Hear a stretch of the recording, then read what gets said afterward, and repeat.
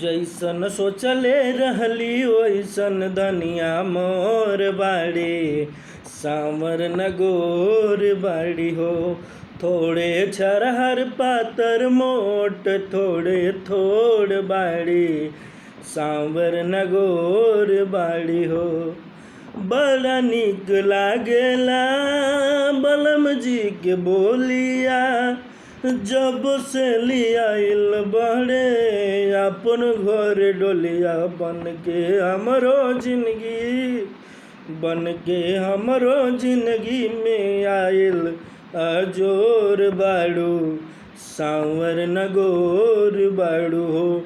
जैसन सोचले रहली वैसन धनिया मोर बाड़ी, सांवर न गोर बाड़ी हो।